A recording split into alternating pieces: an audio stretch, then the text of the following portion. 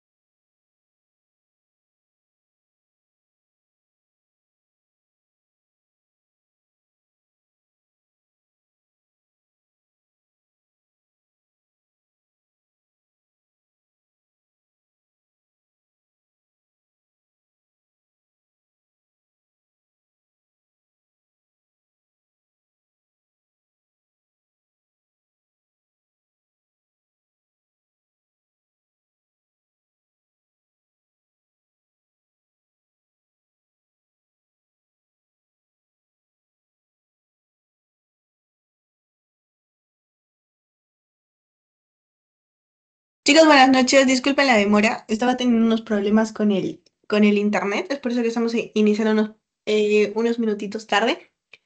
Denme un segundo.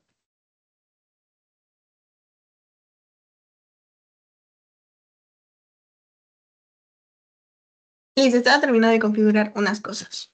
Una disculpa. Bueno, en fin, estamos en la última clase, si no me equivoco, de lo que es el curso de química. Antes del repaso, va a haber nuevamente un repaso presencial. Bueno, después de la clase les voy a enviar la encuesta. Estamos planeando que sea este jueves, ¿no? Bueno, para que consoliden todo antes del examen. Bueno, y eso más que todo. Más o menos, imagino, depende de su disponibilidad, será en la misma hora, que me parece la anterior fue de 2 a 4, ¿no? Y de igual forma va a ser en conjunto con la otra asesora de química. En fin, vamos a iniciar con lo que son la clase de ácidos nucleicos y nucleótidos.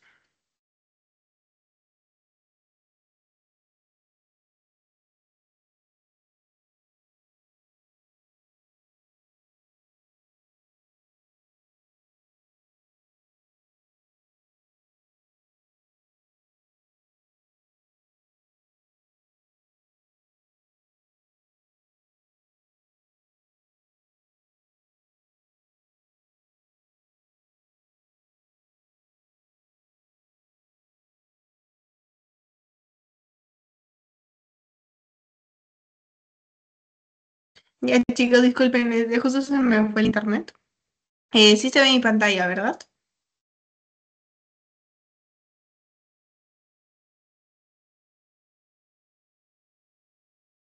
¿Se ve o no se ve, chicos?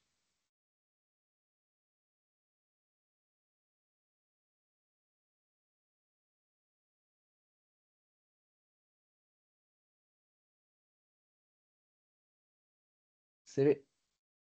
Ya, listo, gracias, Piero. Em, ya, ahora sí. Ok, un segundo. Ya. Antes, para hablar de los ácidos nucleicos, vamos a tener que hablar de sus componentes principales, ¿no? Bueno, nucleótidos y, bueno, ácidos nucleicos, hay solo una diferencia, ¿no? Bueno, en sí de nucleótidos y nucleósidos, ¿no? Primero, lo que ambos tienen en común son las bases nitrogenadas, ¿no? Que como ya vimos pueden ser pirimidinas o purinas, ¿no? Dentro de las pirimidinas tenemos citosina, timina y uracilo, y dentro de las purinas tenemos adenina y guanina. Recordemos que en el ADN hay timina y en el ARN hay uracilo, ¿verdad? Y que una forma de recordar lo que son las purinas es mediante la mnemotecnia de agua pura, ¿no? Agua de adenina, y bueno, A de adenina y de guanina, ¿no? Y es por eso agua pura que son parte de las purinas, ¿verdad? Y también recordemos la ley de Chargas, ¿no? Que es adenina con timina y guanina con citosina, ¿no? Y en el caso del ARN es adenina con uracilo. Esas serían sus correspondencias, ¿no? Bien, ¿qué son las bases nitrogenadas? Son compuestos heterocíclicos, que ya los vimos, me parece, hace como 3 clases, ¿no? Son aromáticos, por lo tanto son insolubles en agua y vienen a formar parte del grupo de básicos débiles. ¿Qué significa que son básicos débiles? Que no se disocian completamente en iones cuando están en una solución acuosa, ¿verdad? No sé qué le pasó a esta imagen, pero bueno, acá se puede apreciar de un ADN y un ARN, que recordemos que las principales diferencias es que el ADN no es bicatenario, el ARN solo tiene una cadena, también el hecho de pues la diferencia de sus bases, ¿no? Y recordemos que base con base hacen puentes de hidrógeno también, ¿no? Bien, azúcares en el ADN y en el ARN. Otro de los componentes de un nucleótido es lo que es un azúcar, ¿no? Recordemos que es base nitrogenada, azúcar y grupos fosfatos, ¿no? En el nucleótido con T. En cambio, en el nucleósido es un azúcar y una base nitrogenada. Este azúcar puede ser una ribosa o una desoxirribosa, ¿no? De ahí viene el ácido ribonucleico o el ácido ribonucleico, ¿verdad? Que serían el ARN y el ADN, ¿no? ¿Qué es una desoxirribosa? Pues forma parte de, bueno, es un tipo de pentosa que sería un azúcar con 5 carbonos, como se puede apreciar acá. La orientación del ADN va a ser de 5 a 3 y de acuerdo a lo que es los carbonos de la pentosa, ¿no? Y una ribosa, que es otro tipo de pentosa, la diferencia va a estar en lo que es el carbono 2. Vean que en el carbono 2 tenemos un H y en el caso de la ribosa tenemos un OH. ¿No? Básicamente esa sería la diferencia entre una ribosa y una desoxirribosa. No, recordemos que en el carbono 1 de la desoxirribosa o ribosa, es decir, del azúcar, se va a unir a la base nitrogenada. Y en el carbono número 4, perdón, en el carbono número 5 se va a unir al fosfato, ¿no? Es decir, que el enlace del fosfato está en el carbono 5, el enlace con la base está en el carbono número 1 y el que va a determinar si es una desoxirribosa o una ribosa está en el enlace número 2. Aquí justo lo que les decía, la diferencia entre nucleótido y nucleósido. Nucleósido con S tiene una base, tiene nucleósido con S, tiene una base nitrogenada, aquí está la base nitrogenada, y una ribosa, ¿no? Y mediante un enlace glucosídico que es carbono 1, ¿no? Base y azúcar, ese es un enlace glucosídico, se va a dar el nombre, ¿no? Adenosina, ¿no? Por ejemplo, ribosa más adenina, adenosina. Desoxirribosa más adenosina, desoxiadenosina. ¿Verdad? Que es una base, ¿no? Que sería una purina, la adenina. En cambio, un nucleótido, como ya les dije, la diferencia viene a tener el grupo fosfato, ¿verdad? Que es una base más un azúcar más un fosfato. Por ejemplo, adenosina más ribosa más fosfato es adenosina 5 monofosfato, porque solo tiene uno, ¿verdad? Y adenosina 5 porque es donde se va a dar el enlace en el carbono 5, como ya les decía, ¿no? Puede también ser adenosina 5 bifosfato, adenosina 5 trifosfato, ¿no? Ahora, también tenemos lo que es el nucleótido con tiene la habilidad para absorber la luz ultravioleta. Este es otro gráfico de lo que es un nucleótido y aquí ya tenemos otro concepto. Tenemos el enlace glucosídico y en un nucleótido tenemos el enlace fosfoéster, no el fosfodiéster, porque ese ya lo vemos más adelante cuando vemos más de una base junta. ¿No? El enlace fosfoéster se va a dar entre el carbono 5 y el fosfato, el grupo fosfato. El OH del grupo fosfato, como pueden ustedes apreciar acá. Ven que el grupo fosfato tiene un grupo OH, se va a dar entre el carbono 5 y el enlace OH y va a liberar lo que es el agua, ¿no? Como se puede apreciar acá. Bien, eso es básicamente otro diagrama entre la estructura de un nucleótido y un nucleósido, ¿no? Recordemos que va a ser un enlace beta N-glucosídico, ¿no? Con la base en el carbono 1. Y bueno, acá sería un nucleósido. Hasta aquí es un nucleósido. Con un solo fosfato es nucleótido monofosfato, nucleótido difosfato, nucleótido trifosfato y en general es un nucleótido. ¿Hasta aquí alguna pregunta?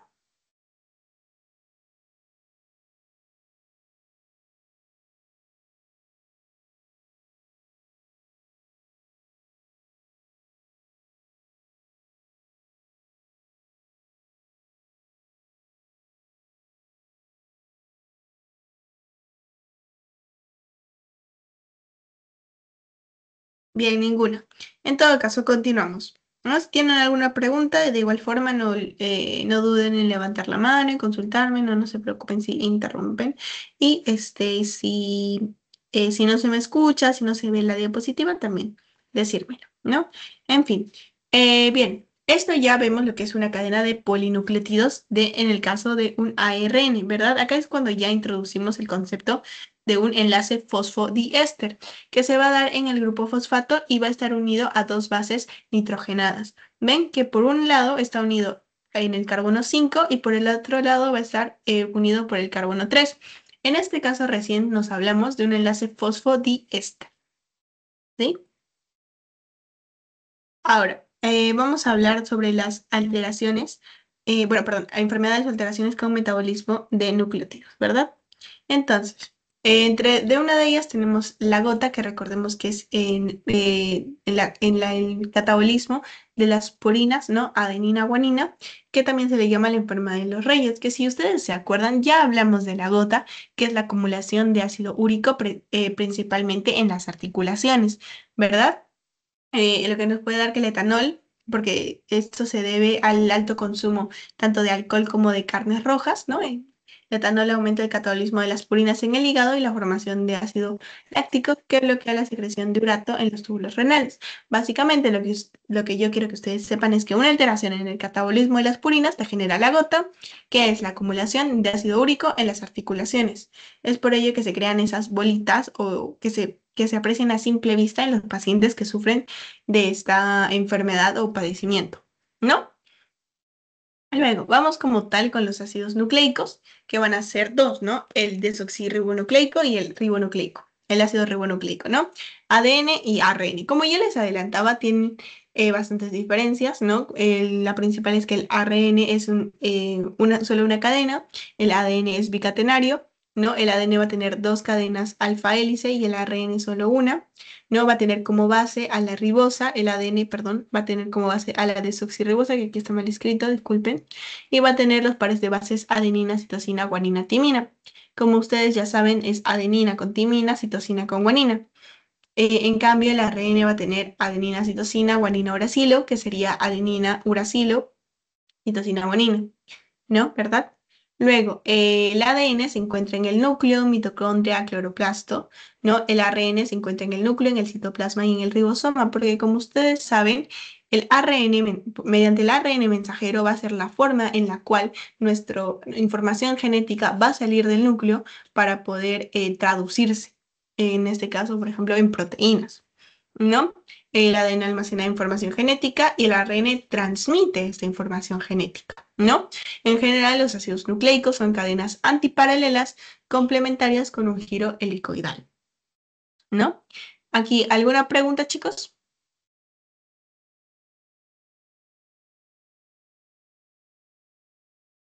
Ok. Aquí tengo un apareamiento, bueno, tengo unos ejercicios que les voy a dar 3 minutitos. Son, bueno, son cuatro, cinco, seis, siete. Les voy a dar unos 7 minutos, 1 minuto por cada uno. Yo creo que está súper bien. Y ya, ¿qué hora? ¿Justo qué hora es? Un segundo. 18. Ya, en 7 minutos nos vemos, chicos.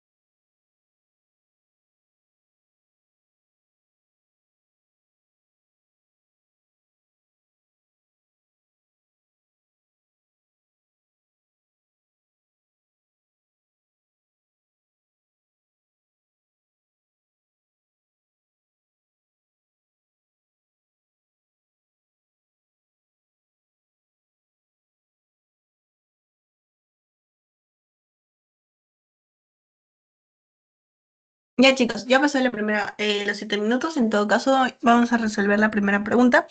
¿Qué dice? El punto de unión entre nucleótidos corresponde a, es un tipo de enlace, ¿ok? Para darles ya una pista más que todo. Entonces voy a proceder a preguntar. Si es que me deja, ya, aquí.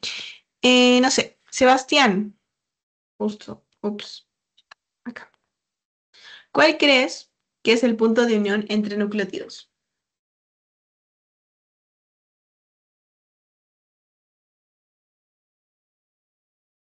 ¿Serían los fosfatos?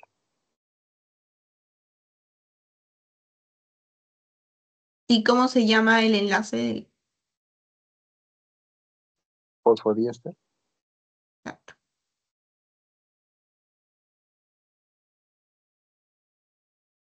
exacto, un enlace fosfodiéster, correcto. Las bases nitrogenadas se encuentran unidas entre sí a través de Nayeli, ¿tú sabes la respuesta? ¿Qué nos puedes decir al respecto? Sí. Puentes de hidrógeno. Sí, correcto. Ya. ¿Qué más? Un segundo. Ya. El ácido nucleico indicado en la figura corresponde a... bueno, pero eso es súper fácil. Piero.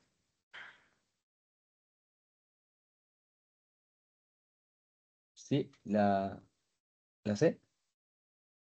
Ajá. Ya. Sería el, el ácido desoxirribonucleico, el ADN. Ajá, desoxirribonucleico.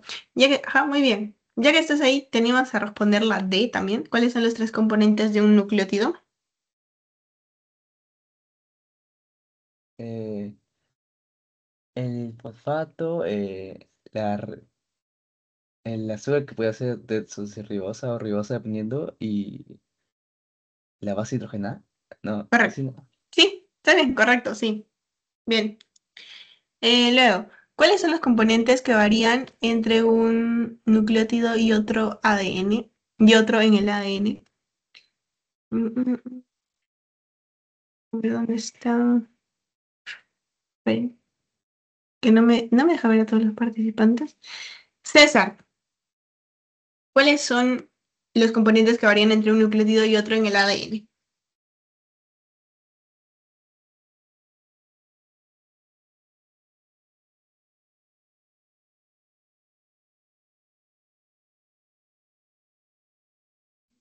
La forma de, ¿cómo se llama? Ah, no me acuerdo el nombre del tal, pero varía la forma de. Ok. No, está bien. Lo que varía, recordemos que un nucleótido, ¿no? Como dijo, me parece Piero, claro, como dijo Piero, recordemos que está un fosfato, base nitrogenada y un azúcar, ¿no? En el ADN, ya que vemos que es desoxirribonucleico, no puede variar la base nitrogenada. Perdón, no puede variar el azúcar y no puede variar el fosfato. ¿Cuál va a variar? Es la base nitrogenada, que recordemos que puede ser purina o pirimidina, ¿no? Purina, adenina, guanina, pirimidina, los demás, excepto uracilo, en el caso pues de ADN, ¿verdad? Ahora, ¿qué rige el patrón de apareamiento de bases en el ADN? Vendría a ser la ley de Chargas o la ley de Chargas, que viene a ser como que adenina va con timina, ¿no? Citosina va con guanina. Y bueno, ¿cuál es la diferencia entre ADN y cromatina? Que la cromatina, bueno, va a ser el ADN pero compacto, ¿no? Condensado, que se va a fusionar con histonas y todo ello, ¿no? Eso es justo lo que les decía, las bases complementarias, que nos da que citosina más guanina tiene tres enlaces de hidrógeno y adenina con timina dos enlaces de hidrógeno, ¿no? Como se puede apreciar acá. Esto es importantísimo que se aprendan, ¿no? Porque sí les pueden preguntar. Entonces, más fuerte, justo la ley de Charga, más fuerte vendría a ser guanina por citosina porque tiene tres, y más débil adenina con timina porque solo tiene dos enlaces, puentes de hidrógeno. Este vendría a ser un videíto exclusivamente de la ley de Chargas, que es bueno, que tiene que ver con el apareamiento. Entonces, lo vamos a ver para complementar, y lo voy a poner por dos, porque en realidad es netamente para complementar lo que es la ley de Chargas o el apareamiento de bases, que netamente es la correspondencia.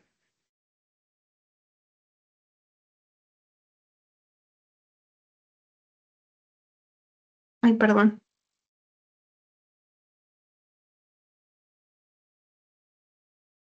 ¿Cómo? Mi nombre es María Ferrera y yo les voy a estar hablando acerca del apareamiento de bases y el impacto que tiene la doble hélice. El modelo de Watson y Crick, o las dos cadenas de doble hélice del ADN, se mantienen unidas mediante puentes de hidrógeno entre las bases nitrogenadas en cadenas opuestas. O sea, cada par de bases forma lo que podemos llamar un peldaño en la escalera de la molécula del ADN. Las imágenes que vemos a continuación son estas moléculas que se encuentran unidas por esos puentes de hidrógeno. Acá, en esto, estos vendrían a ser los puentes de hidrógeno, ¿sí? Como ya les Ahora decía. vamos a estar hablando acerca de la estructura que posee la combinación de... ¿No? Básicamente eso sería lo que son las cadenas complementarias, ¿no? Que son pares de bases complementarias, que sería adenina-timina, citosina-guanina, ¿no? El emparejamiento de estas bases sigue lo que es la regla de Chargaff, o la explican, por así decirlo. Entonces, donde hay una A, hay una T, y donde hay una G, hay una C. ¿Por qué? Este emparejamiento debe estar compuesto por una purina grande, la cual es la A y la G, o sea, la guanina y adenina en este caso que tenemos aquí.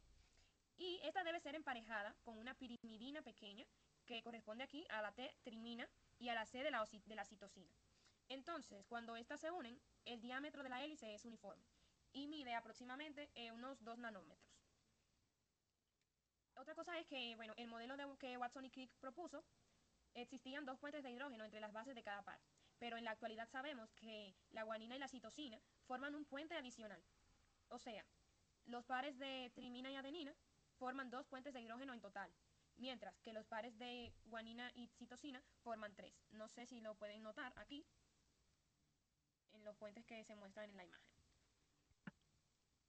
Ahora vamos a estar hablando acerca del impacto que posee la doble hélice. La estructura del ADN abrió una puerta enorme al mundo, forma en que las... Bueno, lo que es la estructura de doble hélice ya tiene mucho que ver con lo que es conocimiento general, ¿no? Y también impacto en lo que es la ciencia, ¿no? Para hacer proteínas. Además, el modelo de Watson y Crick marcó el comienzo de una nueva era de descubrimientos en la biología molecular. Este modelo y estos descubrimientos permitieron formar los cimientos de una gran parte de investigación de vanguardia en la actual biología y biomedicina. Y quien quita que siga brindando mucha información y conocimiento en experimentos que sean realizados para el futuro.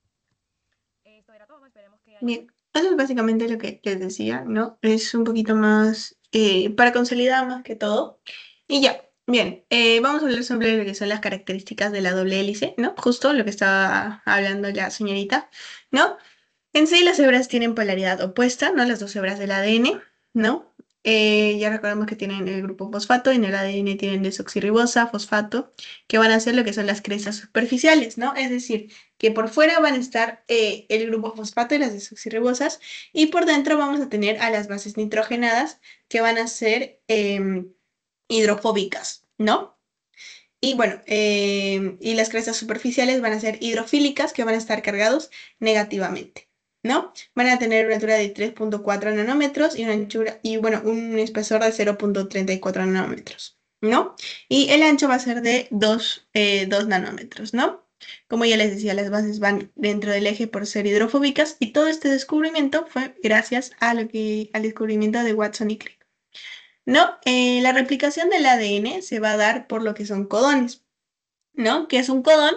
Es la secuencia de 3 nucleótidos en el ARN mensajero, ¿no? Que va a ser el que va a salir del núcleo para llevarlo al ribosoma y para que haya la traducción, ¿no? Que va a especificar un determinado aminoácido, que recordemos que utilizamos nosotros 20 aminoácidos, ¿no? Vamos a tener 3 codones de terminación, es el UAA, UGA y el UAG. Ahora, esto lo pueden, cuando estaba por primer ciclo, ¿no? Los relacioné mucho con los sonidos que hace un cavernícola, un típico cavernícola, ¿no? Como que uga, uga y uaj, ¿no? Y vamos a tener 61 codones codificantes para 20 aminoácidos existentes, ¿no? Y vamos a tener un codón de inicio que es el AUG, que va a ser la metionina, que va a ser el otro aminoácido que tiene compuestos de azufre, ¿no? ¿Se acuerdan que eran dos, la cisteína y la metionina? Bien, la cisteína era la que hacía los puentes disulfuro, ¿no? Y la metionina va a ser aquella que va a tener el codón de inicio, ¿no? Y acá tenemos los 3 codones de alto, y eso vendría a ser los distintos tipos de codones para los aminoácidos, ¿no? Y bueno, como ustedes ven, hasta 4 a más codones que van a sintetizar el mismo aminoácido, ¿no? Esto es básicamente la síntesis de proteínas, que de igual forma ya lo vimos en aminoácidos, de hecho. Y bueno, igual lo vamos a ver, ¿no? Vamos a explicar un poquito. Ese es el ADN a proteína, como ven, ese es el núcleo. Bueno, esa es la célula, ¿no? Aquí tenemos pues las mitocondrias, el retículo endoplasmático, el aparato de Golgi. Acá tenemos lo que es el núcleo y ahí están los poros núcleos, ¿no? Dentro del núcleo tenemos los cromosomas que están compactados, ¿no? En histonas y se tienen que descompactar, ¿no? Esas son las histonas. Y ahí está el código genético, las hebras de ADN.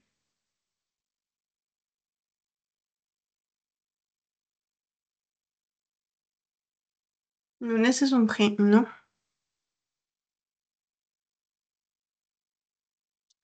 Ahora, vamos a tener una proteína que es el ARN polimerasa, quien va a separar las hebras del ADN, ¿no? Para permitir que se forme un ARN mensajero que va a llevar la mitad del código genético, ¿no? Eso es lo que ven acá que se está formando, es un ARN mensajero, ¿no? Como ven acá tenemos un uracilo con cada adenina.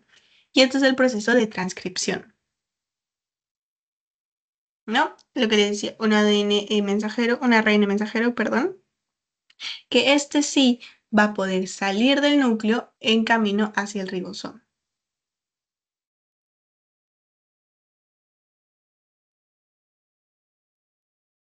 por los poros nucleares.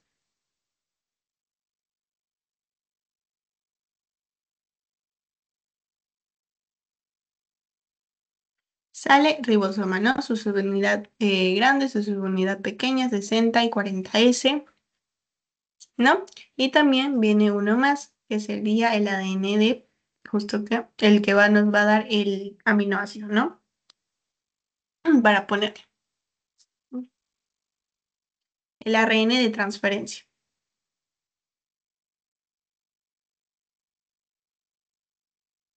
Y aquí se empiezan bueno, se empieza lo que es la traducción para generar las proteínas gracias al ARN de transferencia, el ARN ribosomal. Como ven, ahí se está creando lo que es un péptido, ¿no? Y recuerden que más de 100 recién viene a ser una proteína, más de 100 aminoácidos recién es una proteína, entonces por ahora es un péptido, ¿no? Ya más de 100 es una proteína que va a salir del ribosoma, ¿no? Y luego se va a plegar para que pueda realizar su función correspondiente.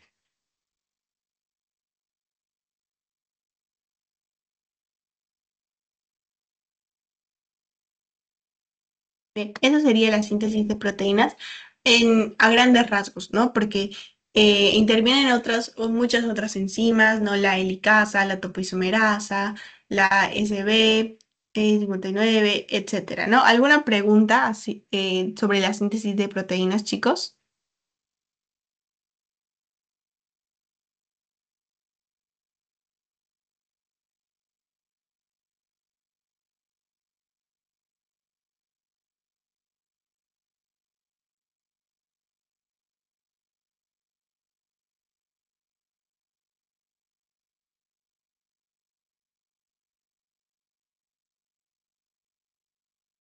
Ok, ninguno.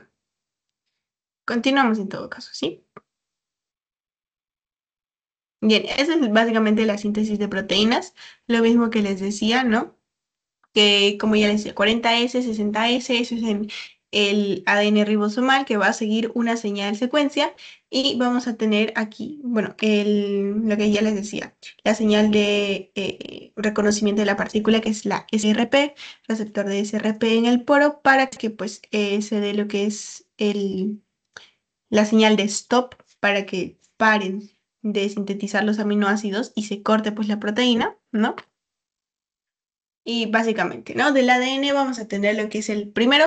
Algunos de frente dicen que es ARN mensajero, otros dicen que hay algo antes del ARN mensajero, ¿no? Que es el transcripto primario, ¿no?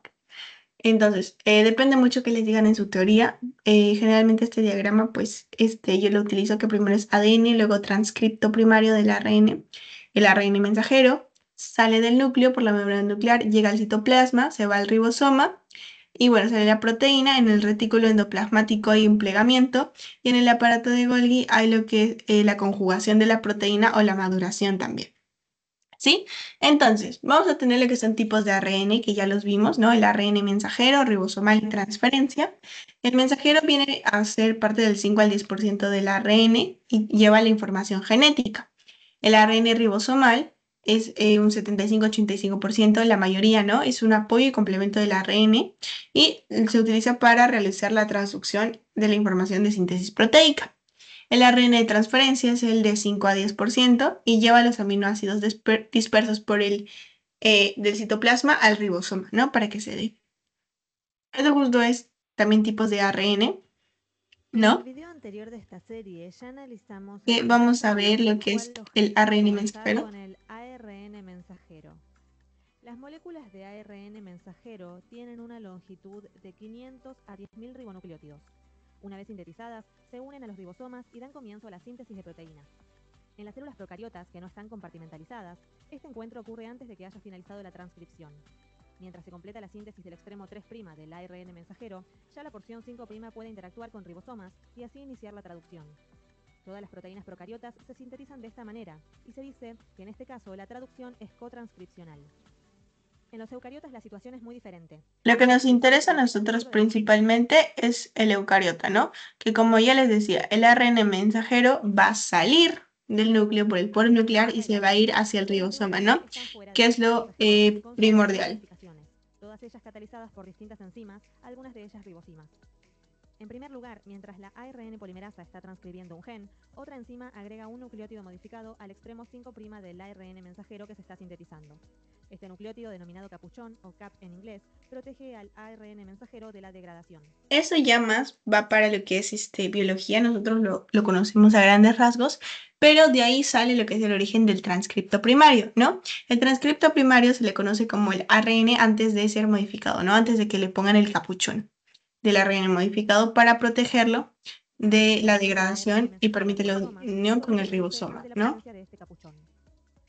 En segundo lugar, cuando la transcripción del gen está concluyendo, una enzima agrega una serie de ribonucleótidos de adenina, cola de poliadeninas, al extremo 3' del ARN mensajero. O se llama también la cola poli-A, ¿no? Esta cola de poli-A interviene en la regulación de la estabilidad de los ARN mensajeros, es decir, el tiempo que permanecerán disponibles en el citoplasma para ser traducidos. El último paso de la maduración se conoce como corte y empalme o splicing en inglés, y es el más interesante desde el punto de vista de sus consecuencias. El ARN mensajero sufre un proceso de corte y eliminación de secuencias, llamadas intrones, y el posterior empalme de las secuencias restantes, los exones. De esta manera, el ARN maduro será más corto que el ARN transcrito primario. Se podría suponer entonces que los exones son las secuencias que contienen información que será traducida y que los intrones son las secuencias sin información.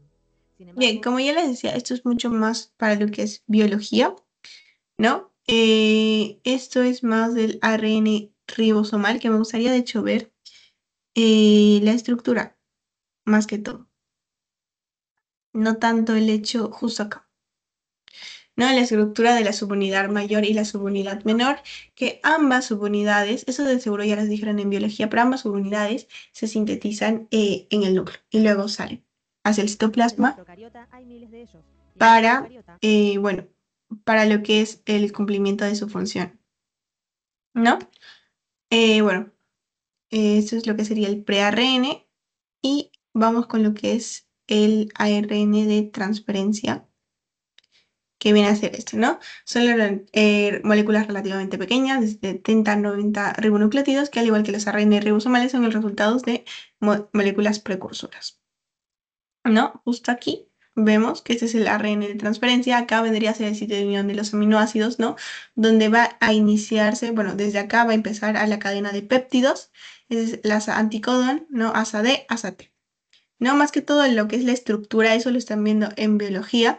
Y netamente el ARN de transferencia tiene la forma de una hoja de trébol, ¿no? Primordialmente, ¿no? Luego eso es lo que ya les decía, que sale del núcleo hacia el citoplasma, donde participará en la traducción y se juntan bastantes ARN de transcripción, perdón. ¿no? Eso es lo que vimos en el video, ¿no? Y básicamente, bueno, eso sería los tipos de AR, ¿no? Ahora, generalmente lo que es transcripción y traducción se creía que del ADN pasa a ARN y luego a proteína, ¿no? Sin embargo, hubo algunas modificaciones que nos dicen que hay raros casos donde del ARN puede pasar nuevamente a ADN, ¿no? Que sería una transcripción inversa, que generalmente esto nos va a derivar en posibles patologías o condiciones, ¿no?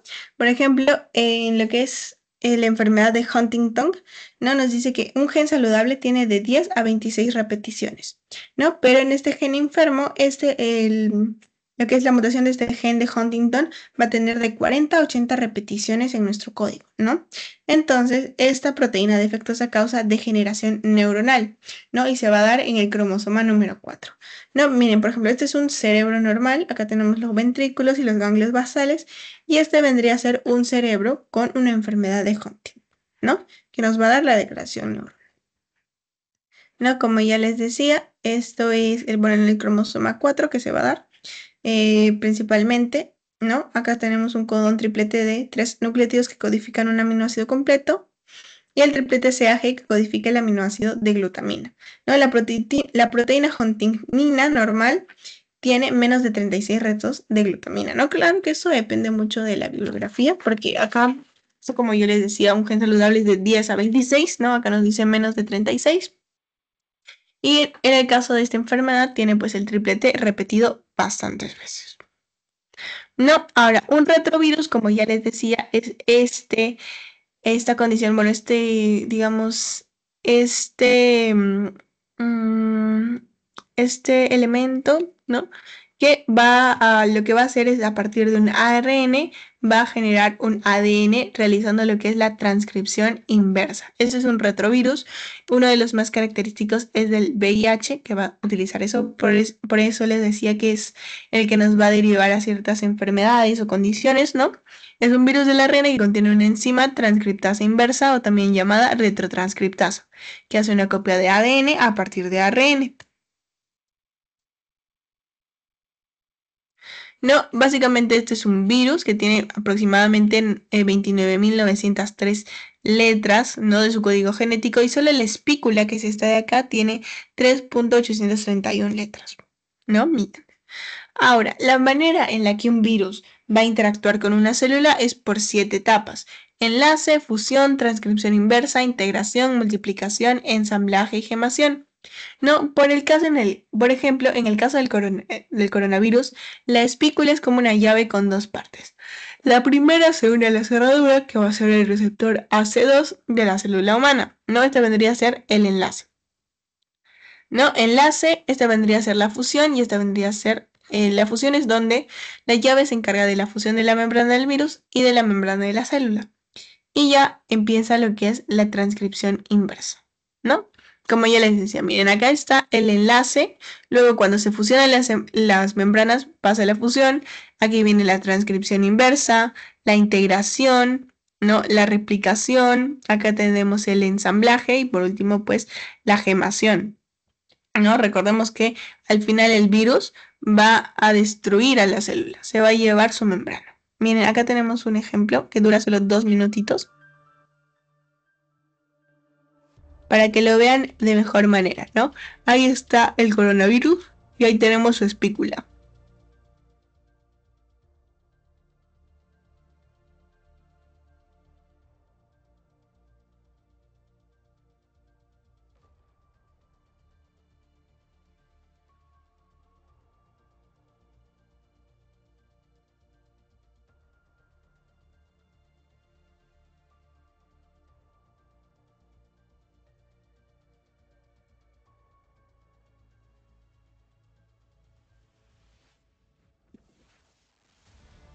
Ahí se va a dar el enlace, ¿no?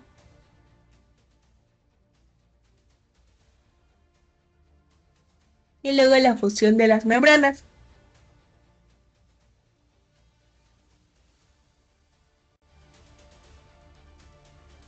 Justo ahí la fusión de las membranas.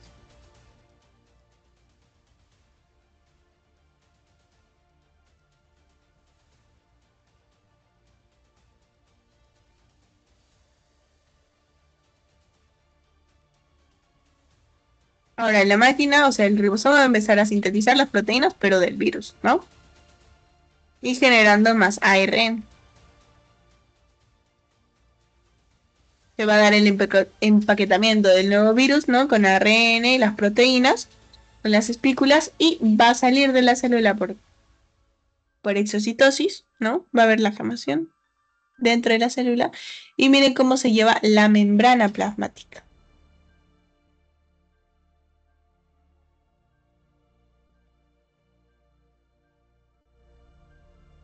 Y así termina destruyendo la célula e infectando muchas más. Ven cómo al destruir la membrana, pues destruye la célula. Ahora, vamos a hablar un poquito de las generalidades ya para terminar, ¿no?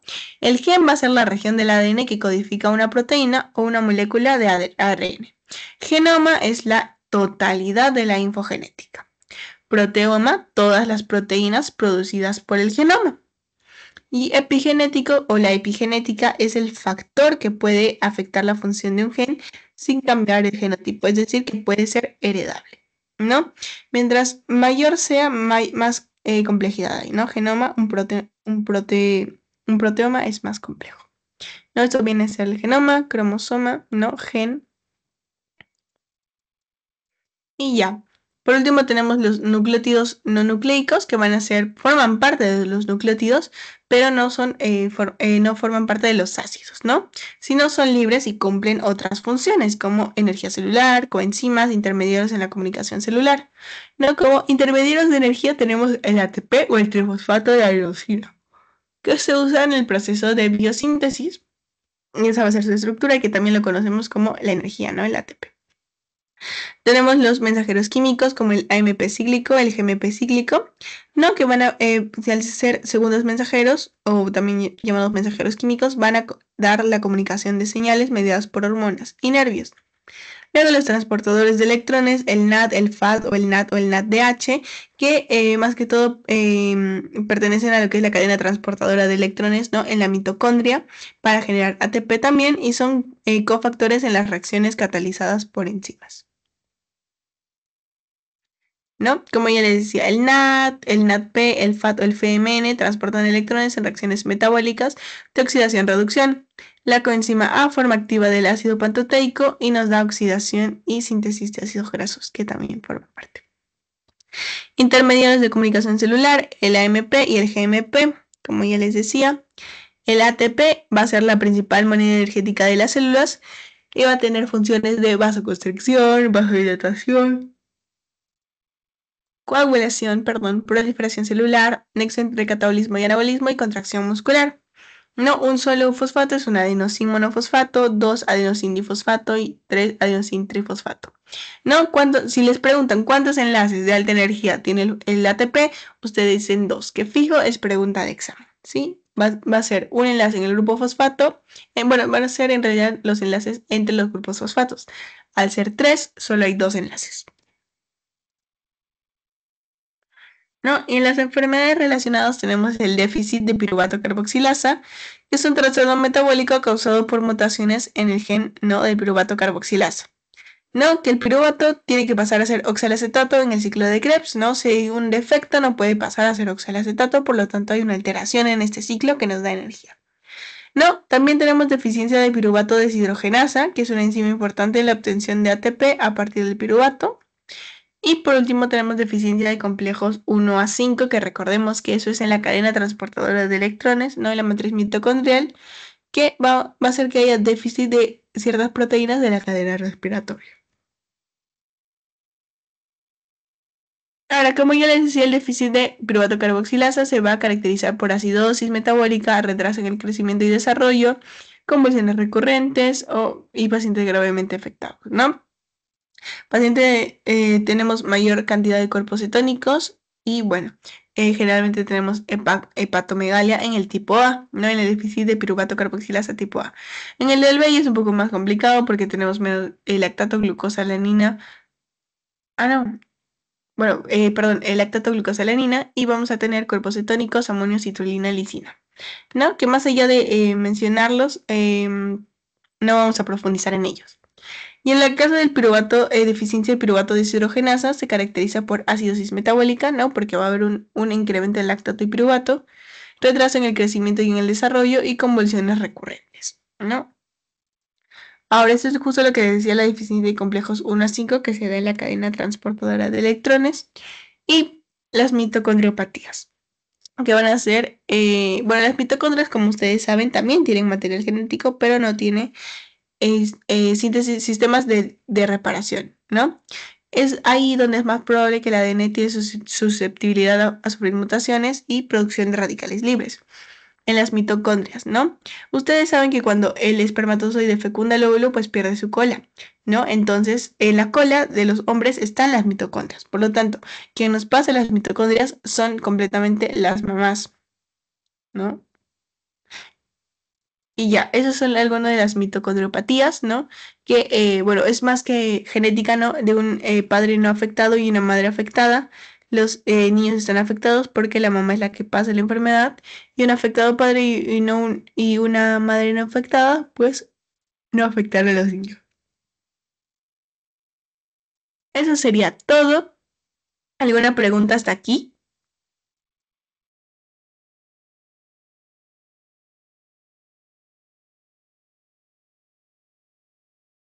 Ninguna. Listo. Voy a enviar el post-test al chat y ya se pueden estar retirando después de todo ello. Voy a enviar la encuesta también para el repaso presencial, cualquier cosa. Voy a dejar las votaciones hasta mañana, hasta las 8. Y ya, denme un segundo que está cargando el post-test y listo.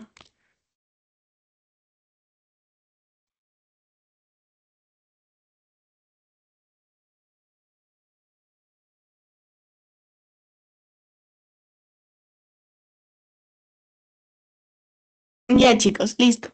Pueden rellenar su post-test y bueno, retirarse. Eso ha sido todo. Em, y ya, Muchas gracias. ustedes.